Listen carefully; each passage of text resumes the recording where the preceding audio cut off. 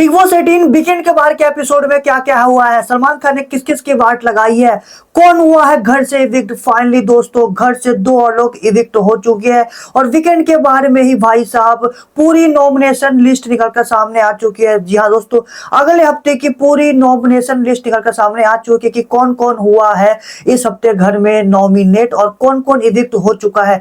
चलिए आप सभी को बता देता हूं आज के एपिसोड का फटाफट रिव्यू दे देता हूं। नमस्कार, आप देख रहे हैं बिट्टू बॉस। अगर हमारे पेज पर नए हो तो पेज को फॉलो करना ना भूलिए। वेल दोस्तों, आपको सबसे पहले बता देता हूं कि अगले वीकेंड के लिए कौन कौन नॉमिनेट हुआ है। पूरी न्यू नॉमिनेशन लिस्ट निकलकर सामने आ चुकी है कि टोटल इस वीकेंड 6 लोग नॉमिनेट हुए हैं। जैसे कि हमने पिछले हफ्ते देखा था कि पूरे घर वाले नॉमिनेटेड थे श्रुतिका की वजह से, लेकिन दोस्तों इस वीकेंड यहां पर 6 लोग नॉमिनेट हुए हैं। तो दोस्तों जो 6 लोग नॉमिनेट हुए हैं मैं आपको फटाफट नाम बता देता हूं। एक तो विवियन डिसेना नॉमिनेट हुआ है। भाई साहब विवियन डिसेना को इस बार काफी लोगों ने टारगेट किया है, ठीक है, क्योंकि यहाँ पर बिग बॉस क्योंकि यहाँ पर भाई साहब विवियन ने बहुत अब तमाशा दिखा दिया है। घर में बैठे हुआ कुछ करता वरता है नहीं, फालतू तक इतना आगे आ चुका है। तो कहीं ना कहीं उसे ज्यादा से ज्यादा अब जो घर के सदस्य हैं वो टारगेट कर रहे हैं और इसी वजह से भाई साहब विवियन डिसेना का नाम अब नॉमिनेशन में आ गया है। तो भाई साहब विवियन डिसेना नॉमिनेट हो चुका है, चाहत पांडे भी नॉमिनेट हुई है, रजत दलाल भी नॉमिनेट हुआ है, ठीक है। 3 लोग हो गए, विवियन, चाहत पांडे, रजत दलाल। चौथा है अविनाश मिश्रा, 5वीं है सारा और छठा है कशिश कपूर। जी हाँ, तो ये 6 लोग नॉमिनेट हुए हैं, विवियन, चाहत, रजत, अविनाश, सारा और कशिश। आपको क्या लगता है कि अब अगले वीकेंड पर कौन इन दोनों में से बाहर जाएगा, सारा और कशिश? जहां तक कि मेरा 90% चांस है अगर इविक्शन होता है तो यहाँ पर कशिश कपूर का घर से इविक्शन होना तय है। मेरे अकॉर्डिंग कशिश कपूर अगले हफ्ते घर से पक्का बेघर हो जाएगी। और दोस्तों इविक्शन की बात करें तो फाइनली दोस्तों सलमान खान ने इस वीकेंड के बार पर दो और लोगों का इविक्शन कर दिया। यामिनी और ईडन का फाइनली घर से इविक्शन हो चुका है और ये इविक्शन वोटिंग के आधार पर हुआ है। जी हाँ दोस्तों, ईडन और यामिनी का इस घर से इविक्शन हो चुका है। जब ये इविक्शन हुआ तो यहाँ पर कोई भी घर वाला शौक नहीं हुआ, क्योंकि उन्हें ऐसा लगता था कि उन्हें ये सब पहले से पता था, ठीक है। तो कोई भी घर वाला शौक नहीं हुआ इस इविक्शन से और कहीं ना कहीं जनता को भी पता था, मेरे को और आपको भी पता था कि यामिनी और ईडन को घर से बेघर होना चाहिए। तो वो दोनों घर से बेघर हो गई और जब उनका इविक्शन हुआ तो दोनों ने, यामिनी और ईडन ने, दोनों ने बिग बॉस को थैंक यू बोला कि इतनी बड़ी अपॉर्चुनिटी देने के लिए, और दोनों खुशी खुशी घर से बाहर गई है, घर से बेघर हो गई है।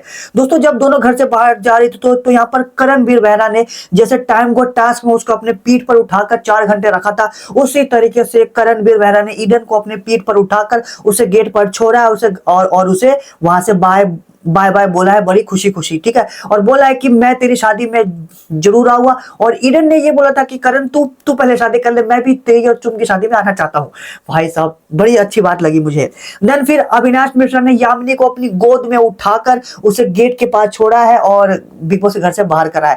हालांकि ये बड़े प्यार मोहब्बत में छोड़ा है और यामिनी और ईडन बड़े घर वालों को बड़े प्यार से हंसी खुशी बाय बोलकर गए और घर वालों को भी ज्यादा दुख नहीं था, लेकिन सिर्फ एक पर्सन को ज्यादा दुख था, वो थी कशिश कपूर। जी हाँ दोस्तों, कशिश कपूर ये देखकर रोने लगी कि जो उसकी फ्रेंड थी इधर, वो कहीं ना कहीं घर से बाहर चली गई। तो कशिश यहाँ पर रोने लगती है और रजत से कहती है कि अब मुझे चुप मत करा रजत, तू, मेरे इस घर में कोई दोस्त नहीं है, मेरी एक ही दोस्त थी ईडन, वो भी चली गई। आखिर ये चाहत को क्यों नहीं निकालते? चाहत यहाँ पर करती क्या है? कुछ भी तो नहीं करती, खाली वो विवेन से फालतू का पंगा लेती रहती है। ईडन यामिनी से उनको क्या दुश्मनी थी? यही थी ना कि उन्होंने अलर्स पर कोई शो नहीं किया था, इसलिए उन्हें निकाल दिया है।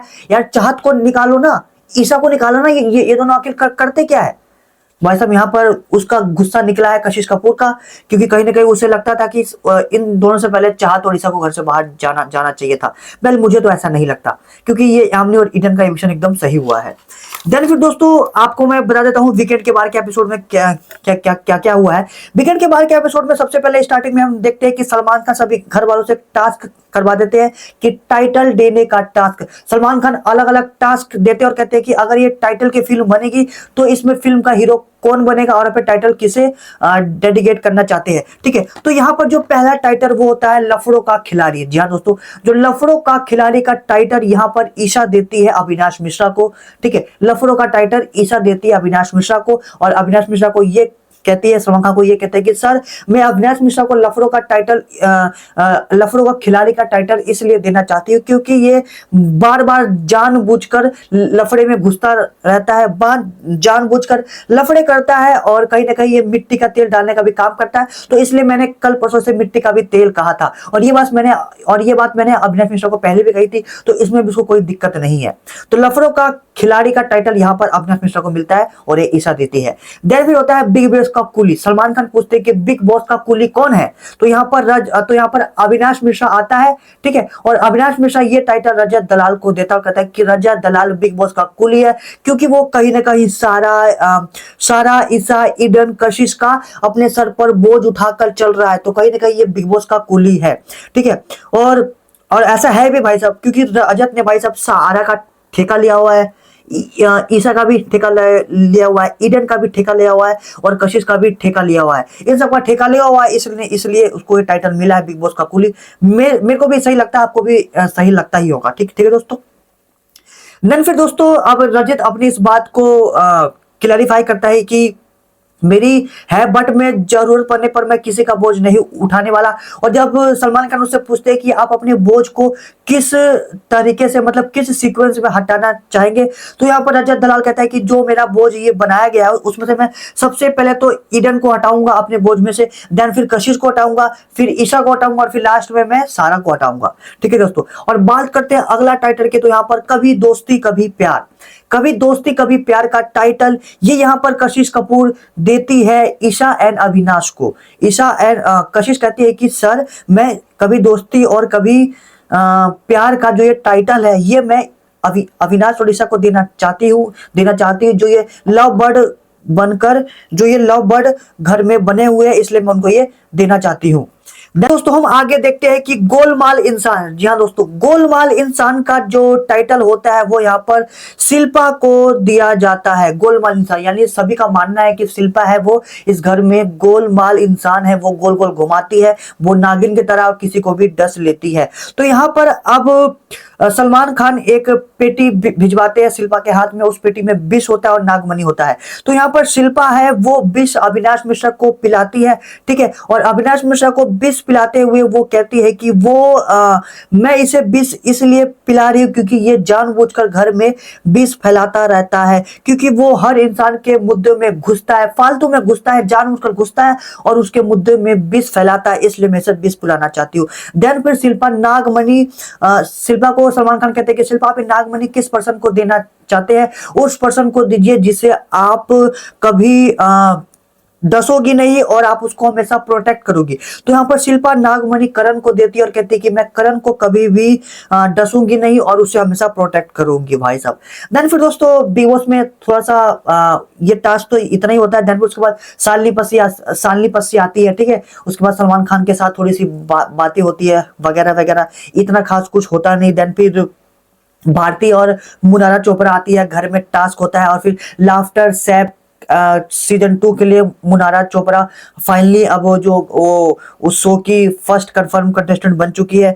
देन फिर दोस्तों अब ये सब टास्क पास होने के बाद एंड में बिग बॉस अनाउंस करते हैं कि वोट के हिसाब से यामिनी और ईडन का एविक्शन हो चुका है, तो दोनों खुशी खुशी घर से विदा ले लेते हैं। मैंने आपको बता दिया है कि यहाँ पर करण ने ईडन को अपनी पीठ पर बिठाकर गेट से बाहर छोड़ा है। देन फिर अविनाश ने यामिनी को अपनी गोद में उठाकर बाहर छोड़ा है। कशिश काफी रोने लगती है क्योंकि उसकी दोस्त का एविक्शन हो जाता है।